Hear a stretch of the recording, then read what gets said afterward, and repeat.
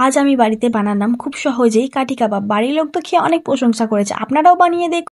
প্রথমে boneless chicken নিয়ে নেব, ওর মধ্যে লবণ দিয়ে দেবো, কাশ্মীরি লঙ্কা দিয়ে দেবো, আদা রসুনের পেস্ট দিয়ে দেবো, হলুদ গুঁড়ো দিয়ে দেবো, একটা ডিম ফাটিয়ে দেবো, পরিমাণ মতন কর্নফ্লাওয়ার দিয়ে দেবো, ক্যাপসিকাম কুচি, পেঁয়াজ কুচি দিয়ে ভালোভাবে মাখিয়ে নেব।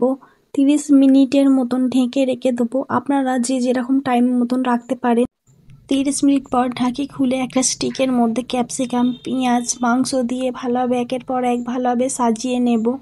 আপনারা এই স্টিক যে কোনো দোকানে পেয়ে যেতে পারেন। আমাদের এবার স্টিকেতে মাংসগুলো দেয়া হয়ে গেছে। এবার কড়াইয়ের মধ্যে তেল দিয়ে হালকা গরম করে নেব। নিয়ে স্টিকগুলো একে একে দিয়ে লাল লাল করে ভেজে নেব। এপিট ওপিট করে ভাজা হয়ে গেলে এবার একটা প্লেটের মধ্যে তুলে নেব।